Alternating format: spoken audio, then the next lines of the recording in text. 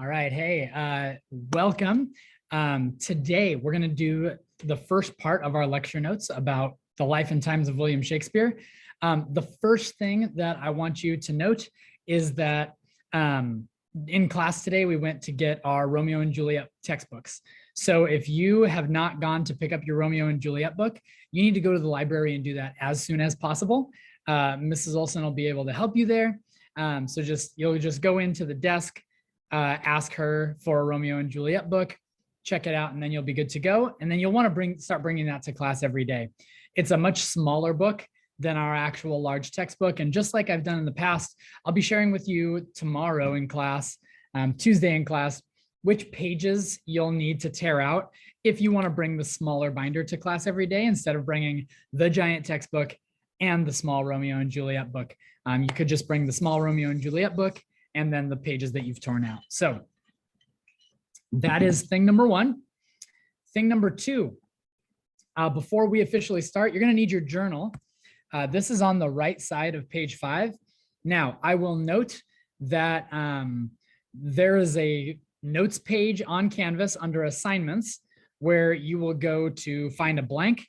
My suggestion to you is to either print that out or split screen it with this video so that you can take notes on that, maybe in Notability or on paper while we go through this. So page 5, before we officially start the notes, there is one thing that I'm going to ask you to do. And obviously, if you're watching this, you're probably at home or on your own, so you don't have a table group, but I want you to just take 3 minutes and time yourself to write just a list, just bullet points, everything you think you know about Shakespeare.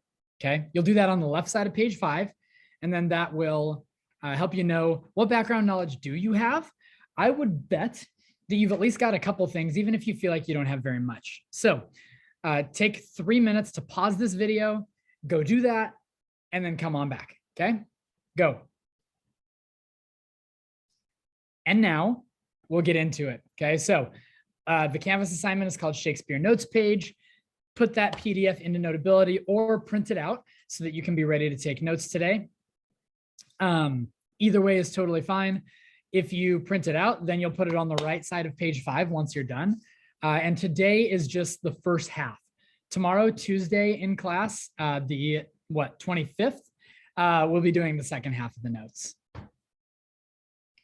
So this is Life and Times of William Shakespeare. So we're going to start with his life. And obviously, that means starting with his childhood. Shakespeare was born April 23rd, we think, 1564. The reason it's we think and not we know is that they didn't keep meticulous records of when babies were born in those days. What they did was they kept meticulous records of when they were baptized. So the church has those records. And we know he was baptized April 26th. Babies would be baptized at 3 days old. So logically, we're pretty sure he was born on April 23rd, 1564. This house in the bottom right corner is in Stratford upon Avon in England, and that is Shakespeare's birthplace and childhood home. It is still there. And so when you travel to Europe, when you travel to England, that's an option. You could go there and visit. As it turns out, today it's actually a Shakespeare museum. And so you can go there and learn probably a lot more than you're going to learn from me today and tomorrow. But there is that. Shakespeare's father was a prominent local merchant. That just means a business person. So he was probably buying and selling. He was someone who was really well known in Stratford. And in fact, at one point, Shakespeare's father was elected mayor of Stratford for a time. So people probably would have known who young William Shakespeare was because they would have known his father, and that reputation would have preceded him. All right, family life. Shakespeare married Anne Hathaway in 1582. He was 18 years old and she was 26. I don't know a lot about their courtship and about how they got together, but they were married when he was pretty young. They ended up having 3 children. Susanna was born in 1583, and then they had twins named Judith and Hamnet, who were born in 1585. Hamnet died at age 11, unfortunately. As you know, people didn't live as long, but also not as many children made it to adulthood at that time because of, medicine and et cetera, that wasn't there yet. Neither of the girls had any children. So there are people today who trace their lineage back to Shakespeare's family, and they say that they are related in some way, but there are no direct descendants of William Shakespeare alive today. No grandchildren, no great-grand, etc. So 1585, the twins are born. And at that time, it's not like we can go back and look at his social media or anything like that. All we have is records, right? And from 1585 to 1592, there are no records of his life during that time period. We don't have any of his signatures on things he bought or sold or anything like that. And so there's a question about where he was and what he was doing. It is speculated that maybe he was a teacher, a butcher, an actor in order to support his family. Those are some of the ideas that scholars have come up with as to what Shakespeare might have been doing during these lost years, 1585 to 1592. But what we do know is that in 1592, he shows back up again, and he's in London while the rest of his family, Anne Hathaway and the kids, are all back in Stratford at that point. In 1592, he shows back up in the record. He's writing plays, he's acting, and by 1597, he has written Romeo and Juliet, Merchant of Venice, and A Midsummer Night's Dream, among others. Really a prolific writer. He wrote a lot, even at a very young age. So there you go. Those are just some of his most famous plays. And 1597, he's approximately 33 years old at this point. Pretty young to have written some of the most famous works of literature ever still. So life of Shakespeare also means we got to talk about death of Shakespeare. At some point, 1611 to 1612, then he returns home to his family in Stratford, leaves London for good, and he dies April 23rd, 1616, at the age of 53. Yes, you are correct if you made that connection. That's probably his birthday, so that's extra unfortunate. 53 was not super old in those days, but it also wasn't super young. People didn't live as long. This blurry image you see here, this is his will. He revised it about a month before he died, and in the will, it leaves most of his estate to his oldest daughter and the second best bed to his wife.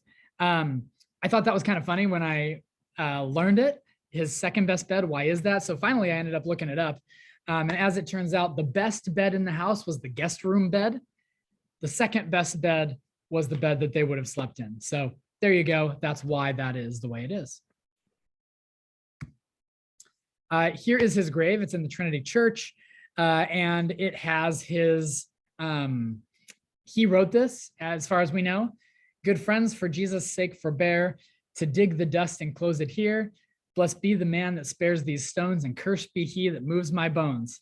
There is a rumor that in the late 1700s, his skull was stolen, and they've done like an x-ray on his grave to like see what's actually in there. This is another thing that you can visit when you go to England. You see it's got the modern gravestone up front, and then the original back behind. It's got this outline of where his body lies. So there you go. Hopefully nobody stole his skull, because then that person would be cursed, right?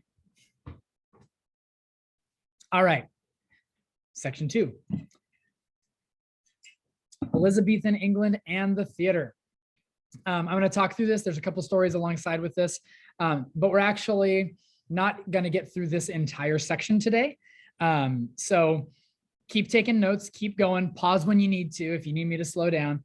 And then tomorrow in class, we'll pick up from here, or from the point we leave off here in the middle of this section. Here we go.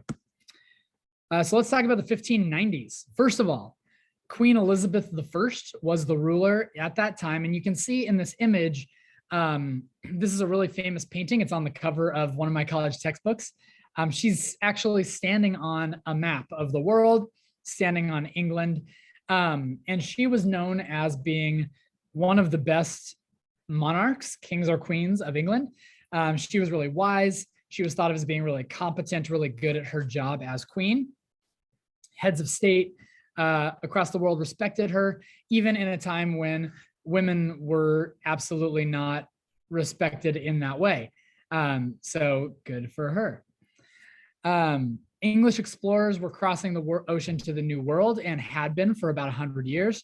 And so you had people traveling all over the world, and many people would be traveling to England. London was, as it still is today, a very, very major city. And when they showed up, they loved watching the plays. It was well known in those days that if you're traveling to England, if you're traveling to London, that you are, people would ask, are you going to go to the theater while you're there? Because that was a big tourist attraction. Some of the playwrights, Shakespeare wasn't the only one. He's the most prominent one that we still talk about today.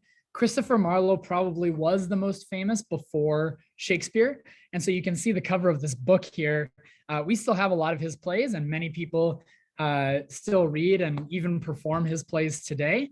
Obviously not as common as Shakespeare, but still definitely thought of as an important playwright. We had Thomas Kyd, that was another one. And then Shakespeare was really the new kid on the scene. He was the young guy. He came and really was pretty revolutionary in a lot of the things that they did. Of course, he didn't invent plays or theater. Those had been around for a long time before Shakespeare ever got there, all the way back to ancient Greece even. But he made a lot of changes to the way that we see theater here in the world, even today. So the theaters themselves. At first, plays were held in churches and other multi-purpose buildings, but the first, I'm going to list several early theaters for you. The first building that was just built specifically for plays to be a theater was called The Theater, and it was built in 1576. Another one is the Rose Theater, which was built in 1587. That was London's first bankside theater.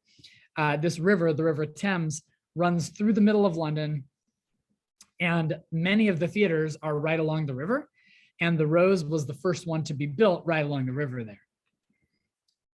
The Swan was built in 1595, and this image is what the Swan Theater looks like today. You can see there's that row of seats around the balcony up top, and then most of the way around the middle level, all the way around the bottom, and then more seats even right up next to the stage on three sides. All four of these theaters, by the way, are still operating today. Fourth, and perhaps most important for our purposes, is the Globe. That was thought of as Shakespeare's theater. He even helped build it in 1598 to 1599. And that is where a lot of his plays were performed for the first time. It has burned down a couple of times since then, but as they have rebuilt it, they've kept it as close as possible to how it was in Shakespeare's day. You can see in this picture of the Swan Theater, some of it, especially these seats around the outside, have been modernized. The Globe isn't that way. We'll talk more about that in part 2. This is the interior of the Rose Theater today. As you can see, that one has been completely modernized, but it's still that same shape with the 2 different levels of seats all the way around, and then more standard type auditorium seats in the middle. If you can't tell, that's a piano. They have concerts there as well as plays. Protestants condemned the plays originally. And if you don't know what a Protestant is, originally, a little bit of church history here. Originally, the Catholic Church was like the Christian church. It was the only one. Some of you might attend a Catholic church, your families do. Many of you probably don't, but the Catholic Church still exists, but it used to be the only one. And as it was the only Christian church, it became very popular and very powerful. And as we know, power corrupts, and so they started doing some things that were not right. And a group of people decided that they weren't going to stand for it anymore. And so, long story, lots of history, but eventually they ended up breaking off and creating their own Christian churches. So we have like the Lutheran Church, the Presbyterian Church, the Baptist Church, the Anglican Church, etc. Those were all churches that formed because they believed the Catholic Church was doing something wrong. They were formed in protest. And you can see that word here, Protestant, right? So basically, if it's a Christian church that's not a Catholic church, it's a Protestant church. And this conflict between the Protestants and the Catholics was really prominent through a lot of English history. So as you study and learn more about that, that'll be a very important conflict. But anyway, Protestants condemned the plays, and based on who was in power in London and in England as a whole, really made a difference as to how the plays were perceived. A lot of these theaters, especially the Bankside theaters, were built kind of around the outside of London, away from the authorities, because they didn't want the police or anybody like checking in on them at any given time. That being said, a whole lot of different people did attend the theater, including, I'm going to give you a list, and then at the end of this list, that'll be the end of part one, including merchants. So people like Shakespeare's father, business people, kind of middle class. We had lawyers, people with more education, people who were a little upper class. Laborers, lower class, people who didn't have as much education, right? So right there, you can already see like the wide span of different people who would be coming to the theater, coming to watch a play. Middle class, higher class, lower class. In addition, prostitutes, yes, that was a real thing. Obviously, they're trying to do a job that requires being in contact with a lot of people, meeting a lot of people. And so the theater, basically there were two places where people would hang out. It was the theater and it was church. And prostitutes probably weren't finding a lot of business near a church, right? Visitors from other countries, we talked about that a couple slides ago. When they came to London, they would come to the play. And then finally, nobility and royalty. We don't have evidence that Queen Elizabeth herself ever visited the plays, visited the theaters, but she was supportive. And so it is entirely possible that maybe she did. But other royals were definitely recorded. We definitely know that some had attended the plays, had been to the theater at some point, okay? So thank you. This is part one, okay? Tomorrow, at the end of the day, I'll make a video for part two. That'll be the second half of the notes, so you can look forward to that. Reminder that if you were not here today, Monday, January 24th, you do need to go to the library and pick up a Romeo and Juliet book as soon as you can, because we are going to start reading the play on Thursday, okay? Thank you very much. Make it a great day. Talk to you soon.